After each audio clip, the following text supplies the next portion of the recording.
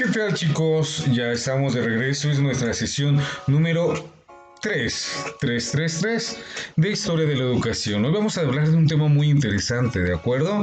Por favor, realicen sus apuntes. Qué bonita letra estoy encontrando. Así es que ustedes pueden hacerlo mejor, ¿va? Muy bien.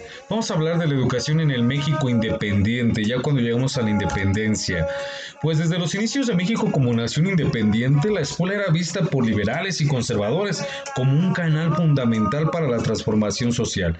Por ello, pusieron en marcha nuevos proyectos para sustituir los textos escolares que se empleaban desde el periodo novohispano por otros que promovieran el estudio del civismo, la historia y la geografía nacional. La herencia colonial, obviamente, el liberalismo español marcó un precedente en abril de 1820, mediante un edicto real que prescribía la instrucción cívica a partir de la enseñanza de la Constitución Liberal de 1812, establecida en marzo de aquel año. Así los profesores utilizaron la Carta Magna como libro de texto para enseñar a leer y escribir. Este edicto llegó a Nueva España en agosto, de modo que en todo el reino español se formó a los niños en torno a los valores políticos liberales. Consumada la independencia en 1821, el gobierno imperial de Agustín de Iturbide también procuró la formación de los nuevos ciudadanos mexicanos, mantuvo las escuelas existentes y mandó hacer un catecismo político, con el establecimiento del régimen republicano en 1824. En el artículo 5 de la Constitución Política se delegó a los estados el fomento a la educación.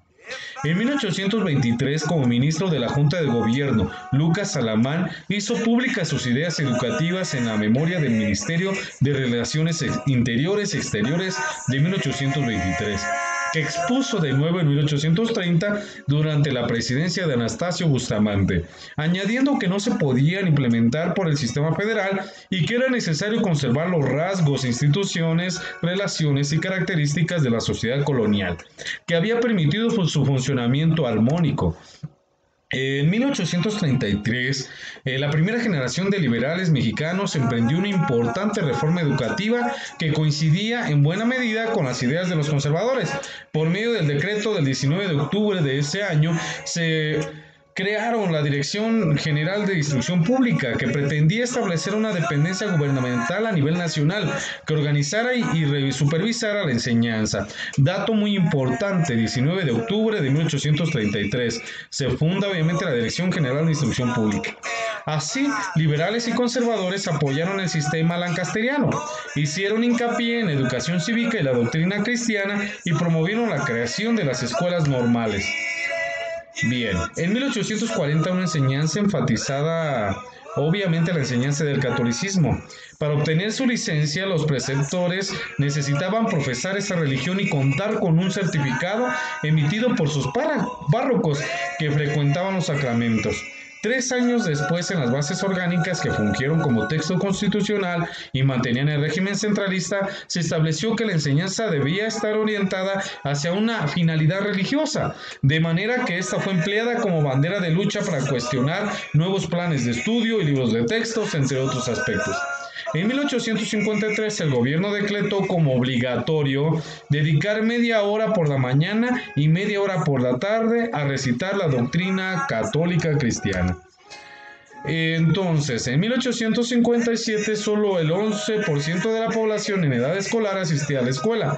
2 años después, durante la Guerra de Reforma, el presidente Benito Juárez, por medio del Manifiesto a la Nación del 7 de julio de 1859, estableció que el gobierno liberal de la República procuraría que aumentara el número de establecimientos de educación primaria gratuitos, pues estaba convencido totalmente de que, mediante la instrucción, los pueblos podrían alcanzar la prosperidad. Añadía que su gobierno promoviera y fomentaría la publicación y circulación de manuales sencillos y claros sobre los derechos y obligaciones del hombre en la sociedad. Tras el fin del Segundo Imperio, el 2 de diciembre de 1867, el gobierno juarista expidió la Ley de Instrucción Pública, que estableció en el distrito y territorio la educación primaria gratuita para pobres y obligatoria para todos los niños mayores de 5 años. Suprimió la enseñanza de la religión e incluyó el estudio de rudimentos de historia y geografía. Esa ley creó también la Escuela Nacional Preparatoria. Tras Obviamente este pasado, las escuelas durante el siglo XIX, hubo una importante diversidad de escuelas, muchas creadas durante el virreinato, como las que funcionaban en los pueblos de indios, que contaban con un profesor laico designado por la autoridad regional y eran costeadas por las cajas de comunidad.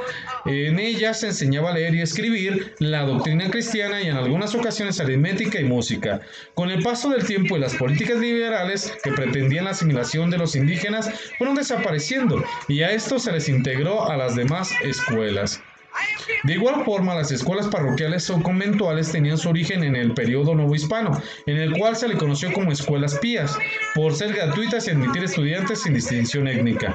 Se encontraban adjuntas a alguna parroquia o convento que costeaba el salario del profesor, quien enseñaba lectura, escritura, doctrina cristiana y matemáticas en un nivel elemental. Cabe decir que el gremio de maestros protestó en varias ocasiones porque dichos profesores ejercían sin ser evaluados. Las escuelas municipales eran muy similares, con la diferencia de que las costeaba el ayuntamiento. El de Ciudad de México abrió la primera en 1786, una escuela amiga municipal que ofrecía un buen salario a sus profesores. Al poco tiempo de elegirse la nación independiente y tras adoptar el sistema republicano de gobierno, el ayuntamiento abrió otras 3 escuelas en 1825, 1827, 29 respectivamente. Bien. En este último año, la original escuela municipal fue incorporada a la Compañía Lancasteriana, que empezaba a cobrar presencia luego de haber sido fundada en Ciudad de México en 1822, en honor al inglés Joseph Lancaster, quien popularizó la técnica pedagógica de la enseñanza mutua, en la que los alumnos más avanzados instruyen a otros compañeros.